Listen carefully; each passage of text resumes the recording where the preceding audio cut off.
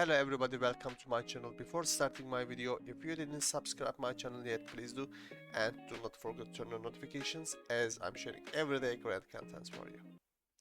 Alright guys, in this video we're going to finalize our solid principles with dependency inversion principle. So basically in this section I can say high level models shouldn't depend on low level models. There is an example here. Just imagine you create an application and you have a repository and service classes, and as you know, service classes are, we can say, high level models and repository is low level models, because your service layer should use your repository classes. So this is high level, this is low level. So to use your high level modules, okay, you should use interface. If you use directly product repository instead of this iProduct repository, you create a direct dependency and your service know everything about your repository. So it is know which repository you are using. But if you use an iProduct repository, if you use an interface, I'm trying to tell you, your service layer don't have any clue which class implement this repository. So you are, how can I say, you cut the connection between service and the repository. So it's rest of them it's up to you. You can, for example, you can use SQL repository, or you can use Oracle repository, even you can use, for example, PostgreSQL repository to fill your iProduct repository, and your service class never know about that. The service they all care about is the method. Does it have a method or not? And the method comes from iProduct repository. Alright, let's jump to the coding section. You will better understand, guys. Let's switch to our Visual Studio. Right click on our solution, add new project. Let's continue. YouTube solid dependency inversion principle. Next, .NET 8.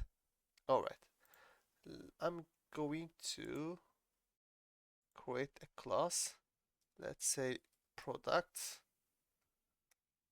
Control RG. Let's make it public.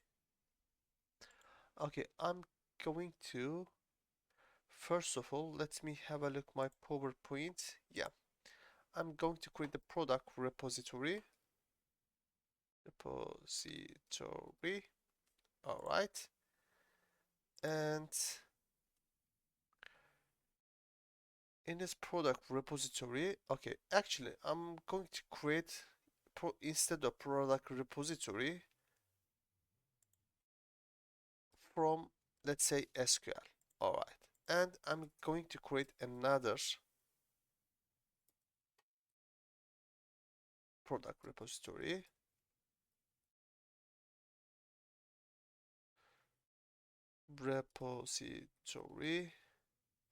from Oracle.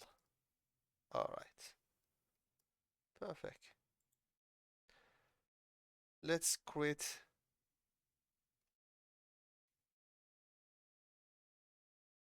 an interface,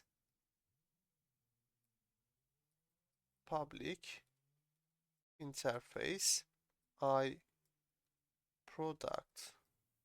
repository,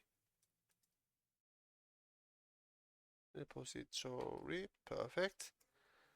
Let's return. I'm going to just make a basic list. It's not going to be a void list string. Let's say get all method. All right. Let me have a look quickly. This is iProduct repository. Get all. Yep. Let's implement our iProduct repository.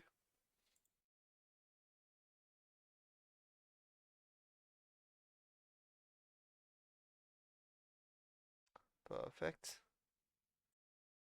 Let's say return new list string. Let's say SQL data 1, SQL data 2, SQL data 3. Okay, let's copy this section. Oracle, Oracle, and Oracle. I'm just creating a fake data to work with them. Okay, we have interface.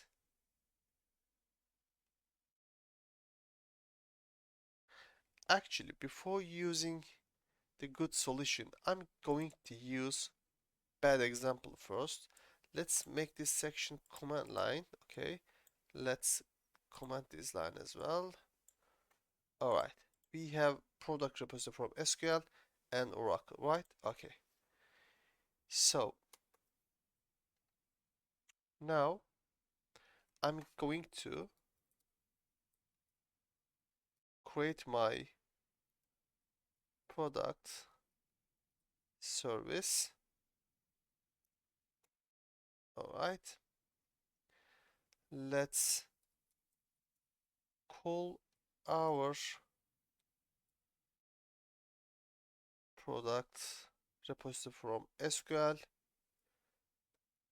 I'm going to say repository SQL. Perfect.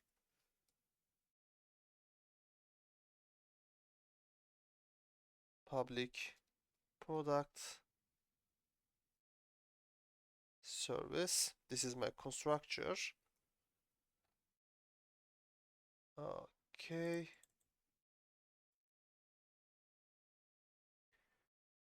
Repository from SQL. Now I'm going to fill my product repository from SQL with repository from SQL. Perfect. This is my service layer, guys. Now I'm able to create a new method. Let's say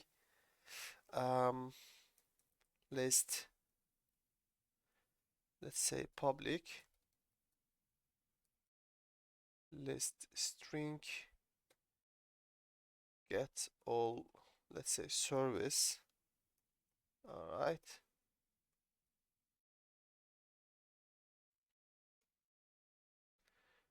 repository SQL get all. Perfect.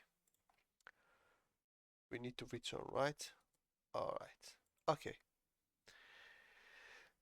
As you can see, I'm using direct dependency with product repository from SQL. Now I'm going to try to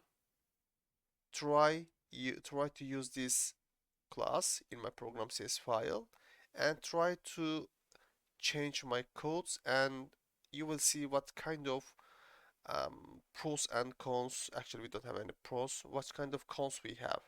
Okay, let's delete it. Product service. Let's say service new product service, and it is asking us a repository, so we need to add product repository from SQL. Perfect.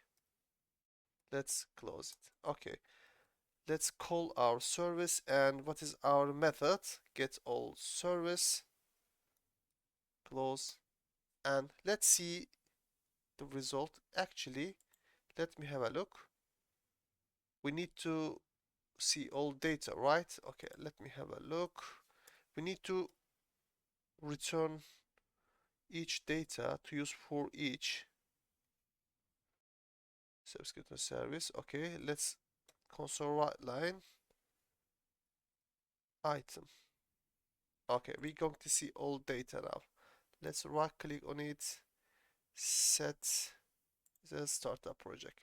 Let's have a look the result first. As you can see, SQL data 1, 2, and 3 we have. So the main cons here, our product service exactly know the data where it came from. So if you would like to use the Oracle, you need to touch your existing codes and delete it and delete everything. Type here product repository from Oracle and change everything. As you can see, change here as well. You need to change everything to use this service. This is really bad way to use your classes, guys. How we can use dependency inversion then? All you need to do is using interface in abstracts. Okay, let's Control Z, bring back everything. Now I'm going to show you the good way. Alright, let's create our interfaces. This is our interface. Okay, I'm going to implement my interface now. Okay, this is our interface. So this interface fills by both SQL and Oracle class. Now I'm going to call I product repository, which is interface, and I'm going to call this just repository because we don't know which repository we are using. Okay, all right, perfect. Let's change our constructor.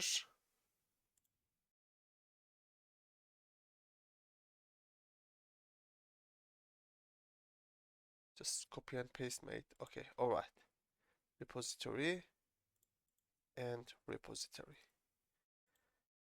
This is good example, guys. Now let's go back our program CS file.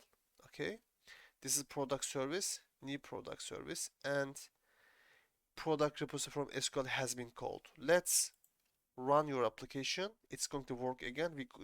We're not going to get an exception because product repository from SQL implement iProduct repository, so I can call both class in this constructor. If I would like to call Oracle, all I need to call the Oracle, and I'm going to have my new data. This is Oracle data. If you have another data repository, all you need to add a new one. Okay, product repository from, let's say, Postgre. Okay, this is a new class. You add new feature to your project. Okay, as you can see, we never touch our product service. All we need to do is, all we done is here, we add a new feature, product repository from Postgre. Now, let's call new feature, product repository from Postgre. Let's have a look at the results now. As you can see, Postgre data 1, 2, 3. Hopefully you understand dependency inversion principle. Never touch your existing project. It's really similar our previous principles, but when you use all of them in one project, you will understand how to use them and how you develop your project much more flexible and sustainable. It's really important for your future project, guys. Alright, I'm going to finish this lesson here. Let's push our data to our local repository, dependency, inversion principle. Let's commit them all. Let's go manage branches, check out, right click on the merge dev into domain. There is no conflict, merge them all. Perfect, all done. Thank you watching my video, guys. If you have any questions, drop the comment below the video. I will try to answer all of them.